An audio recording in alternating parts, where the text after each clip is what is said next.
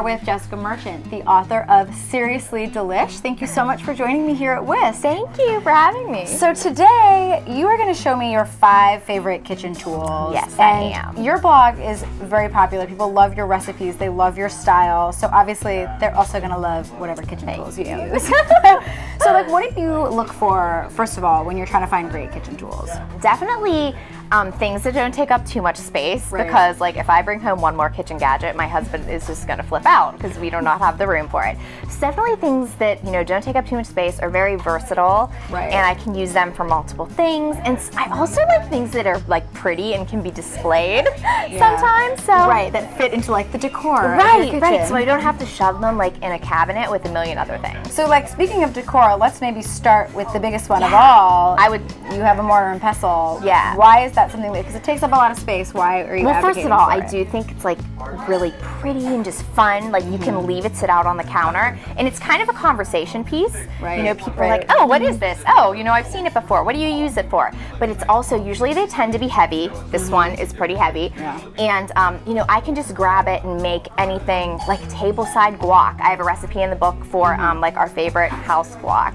And so we can make that, you know, we can make a batch for 2 of us or make a batch for a party, and it's just great. I also use some smaller ones for like grinding spices. I even like to serve hummus in them, even if I like puree it first, but you know, you can make it look pretty. It's a dish as well as functional. And obviously there's a lot of different types of mortar and pestles. Do you recommend, you know, certain materials, certain sizes, The ones that I have at home, I do have a marble one, and I love it, but again, it's super heavy. So I think whatever works best for you, you know, if you don't have to move it a lot, then get a heavy one and, you know, leave it on the counter. So. And so let's talk about this scooping. Your typical ice cream scoop. I know, I'm like, I'm ready. So what's so great about a scoop? Okay, so I just don't use it for ice cream. So I use it for things that I want to make into like uniform sizes. So one, of course, might be cookies, chocolate chip cookies. Everybody's going to do it. But I also love it for like meatballs, or if I make like risotto balls, like the arancini. If I make crab cakes, even if I'm not going to form it like into that exact shape, it helps me get like uniform size. So even if you were going to smush them down, at least they would all be the same. And it'll help me get like the perfect, you know, amount, and everybody will be happy if it's a dinner party. They're all getting the same size. So this is one of those things that deceptively looks like it's an only one item for your kitchen thing, but you can use it totally isn't. all around. All right. So next we have a large microplane. Yes. I like a large one just because I find it to be easier. And I mean, it's not difficult to store. Mine's usually thrown in a drawer, or you know, and like a canister on the counter. But I love citrus in everything. So we'll, you know, grate some orange, lemon, lime zest for dressings, or like maybe on fresh fish.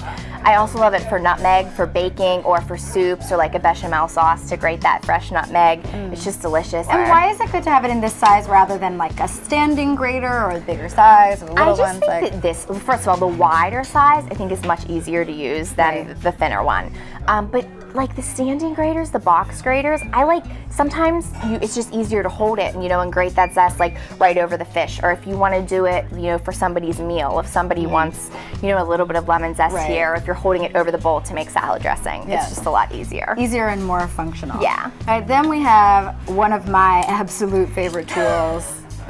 Garlic press. Yeah, this is amazing because like I feel like it's a love or hate it. A lot of people hate it because they hate to clean it. I find if you use it right away and then you clean it, it's totally fine. But so I'm not professionally trained, and like I'm not the best chopper, and it's very difficult for me to chop garlic. I feel like I'm going to chop my fingers off. So I just think, you know, throwing a couple garlic cloves in there, squeezing them out. Also, it's great for people that don't love that garlicky flavor or that garlicky taste. Like if they just don't love a ton, this way it's like even finer than being minced. It's almost like a little paste. You can throw it in a sauce, throw it in a pasta. It'll add a little flavor. They may not know it's there. So last but not least, we have a skillet. What is special about this cast iron skillet? And why must we have cast iron? I love them in every single size. This is actually a really nice size because it's not too big because they're super heavy. But I think that they're great once you have them and they're seasoned. My mom has one that's like over 100 years old, and like I want to inherit that, but she's still using it, so, you know, but I just find that they work in everything, and, you know, you can transfer it to the oven, so you can, you know, sear meat in it and then finish it off in the oven, or you can cook eggs in it, and you can cook bacon in it, and it's just like imparts a wonderful flavor on the dishes, and it's so easy to make anything in, so. And for people who are a little nervous about it, they say, oh, I like my, you know, just regular Teflon pan, you know, how does it compare for people who aren't as familiar? It's definitely a change. I mean, it is non-stick, but you want to use like an oil or a butter, you know, you definitely need to do that. It lasts forever though. Like for somebody that cooks often, my, you know, other skillets that are Teflon last, you know, maybe a year, just because we blow through them, so we use them multiple times a day. So this, I mean, will last forever if it's properly taken care of. Thank you so much for coming. Thank you so much. And obviously you can pick up the book, Seriously Delish. Thank you so much for being here.